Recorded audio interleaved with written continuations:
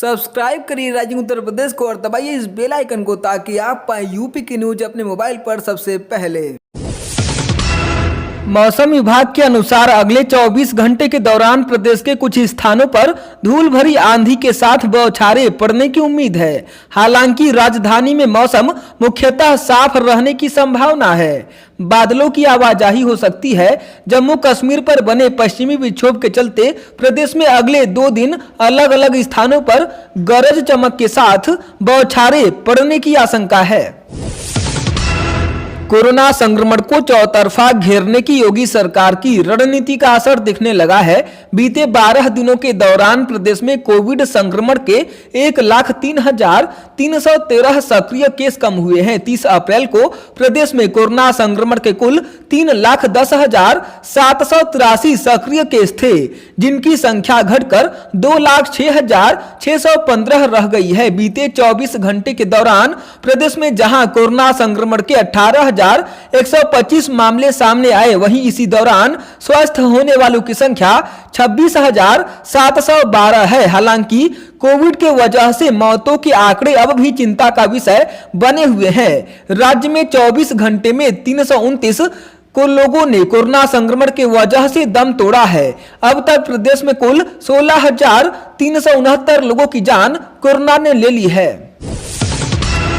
Corona महामारी के बीच योगी सरकार अब ब्लैक फंगस यानी म्यूकोरमाइकोसिस नामक बीमारी को लेकर भी अलर्ट हो गई है। राज्य के 4 शहरों में ब्लैक फंगस के मरीज मिले हैं। इस बीमारी में मुख्य रूप से 4 विंग ईएनटी, नेत्र रोग विभाग, न्यूरोलॉजी और मेडिसिन इन्वॉल्व होती है। ब्लैक फंगस तेजी के साथ आंख दिमाग की कोशिकाओं में फैलता है। अधिकारियों के मुताबिक कानपुर में 50, लखनऊ में 8, मेरठ में 2 और वाराणसी व गाजियाबाद में 1-1 मरीज मिले हैं। बीते 1 सप्ताह के अंदर देश भर में बड़े ब्लैक फंगस के मामले सामने आए हैं, जिसके बाद राज्य सरकारें अलर्ट हो गई हैं।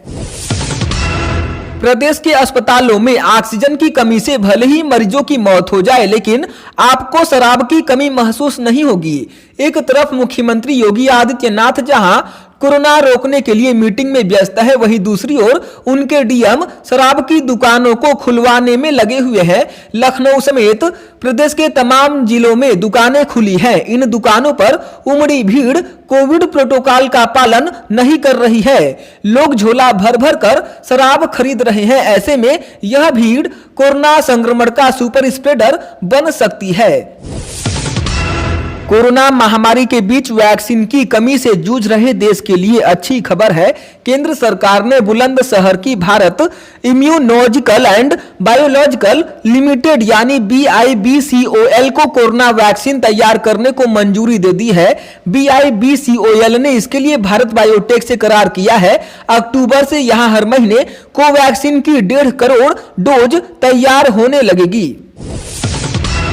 पूर्व इंटरनेशनल क्रिकेटर रुद्र प्रताप सिंह यानी RP सिंह के पिता शिव प्रसाद सिंह का निधन हो गया। लखनऊ के मेदांता अस्पताल में उन्होंने आखिरी सांस ली। वह पिछले कई दिनों से बीमार चल रहे थे। पिछले हफ्ते वह कोरोना से संक्रमित भी हो गए थे। इस वजह से उनका ऑक्सीजन लेवल घट गया था। पिता की देखभाल करने के लिए ही RP सिंह ने इस बार IPL में कमेंट्री करने से मना कर दिया था। योगी सरकार ने खनन से जुड़े ट्रकों में ओवरलोडिंग पर रोक लगा रखी है। बावजूद इसके जालौन में ओवरलोडिंग जारी है। यह पूरा खेल कोरोना नाइट कर्फ्यू की आड़ में पुलिस की मिली भगत से हो रहा है। यहां हर एक ट्रक से 100 से 200 रुपए वसूली की जा रही है। सूत्र बताते हैं कि एक दिन में 60,000 रुपए तक की वसूली होती है। बदले में सिपाही अपने अफसरों की लोकेशन ड्राइवरों को बताते हैं। अवैध वसूली का वीडियो सामने आने के बाद पुलिस अधीक्षक डॉक्टर यशवीर सिंह ने जांच कराकर कार्रवाई का दावा किया है। कोरोना महामारी के इलाज के संकट के बीच प्रदेश के उन्नाव जिले में 14 सामुदायिक और प्राथमिक स्वास्थ्य केंद्रों के प्रभारियों ने अपर मुख्य चिकित्सा अधिकारी को इस्तीफा सौंप दिया। उन्होंने यह कदम ऐसे वक्त में उठाया है जब जिले में औसतन 100 नए कोरोना मरीज सामने आ रहे हैं। इस्तीफा देने वाले डॉक्टरों ने डीएम और सीएमओ पर तानाशाही का गंभीर आरोप लगाया है। डॉक्टरों ने कहा कि कोरोना का ग्राफ हमारे अथक प्रयासों से नीचे गिरा है। दूसरी तरफ दवाइयों और संसाधनों की कमी के चलते तीमारदारों से रोज बवाल होता है। कड़ी मेहनत के बावजूद डीएम रविंद्र कुमार और सीएमओ आशुतोष सिंह की उपेक्षा मिलती है। हम यह उत्पीड़न बर्दाश्त नहीं कर सकते। प्रदेश में कोरोना वायरस संक्रमण की भयावह स्थिति को देखते हुए उत्तर प्रदेश लोक सेवा आयोग ने पीसीएस प्रारंभिक परीक्षा 2021 को स्थगित कर दिया है। दो परीक्षाएं पीसीएस व एसीएफओ आरएफओ की प्रारंभिक परीक्षा एक साथ 13 जून को होनी थी। इसके अलावा 20 जून को प्रस्तावित प्रवक्ता राजकीय इंटर कॉलेज प्रारंभिक परीक्षा 2020 भी टाल दी गई है। आयोग टली परीक्षाओं की नई तारीख बाद में घोषित करेगा।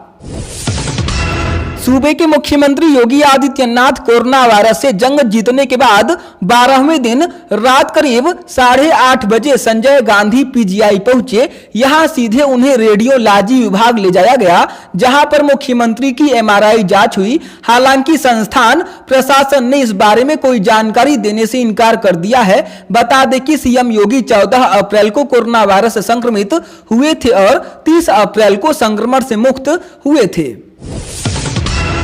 इलाहाबाद हाई कोर्ट की लखनऊ खंडपीठ ने राजधानी लखनऊ में कोविड मरीजों के इलाज में कुप्रबंधन पर राज्य सरकार से जवाब तलब किया है। यह आदेश जस्टिस ऋतुराज अवस्थी व जस्टिस मनीष माथुर की पीठ ने हरिप्रसाद गुप्ता की ओर से दायर जनहित याचिका पर पारित किया। राज्य सरकार से 18 मई तक जवाब तलब किया गया है।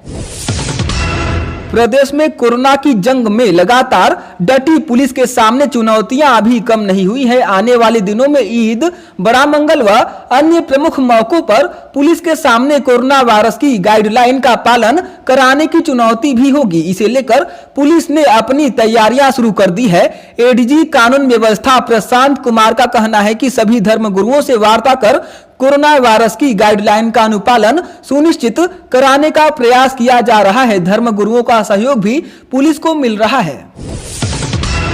कोरोना और वैक्सीनेशन को लेकर समाजवादी पार्टी के मुखिया अखिलेश यादव के बयान पर कैबिनेट मंत्री व प्रवक्ता सिद्धार्थ नाथ सिंह ने पलटवार किया। उन्होंने कहा कि वैक्सीन पर भ्रम फैलाकर अभियान कमजोर करने वाले अखिलेश किस मुंह से वैक्सीनेशन की बात कर रहे हैं। अखिलेश हजारों लोगों को कोरोना के खतरे में ढकेल रहे हैं। अखिलेश जैसे लोग यूपी की जनता के अपराधी हैं। अपने पापों का प्रायश्चित करने के बजाय अखिलेश सियासी ड्रामेबाजी कर रहे हैं।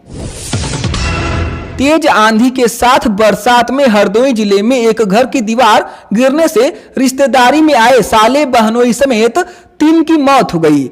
साले और बहनोई उन्नाव जिले के रहने वाले थे, जो कि जनेऊ संस्कार में शामिल होने आए थे। रात में सभी रामायण का पाठ सुनकर सो रहे थे, उसी समय हादसा हो गया।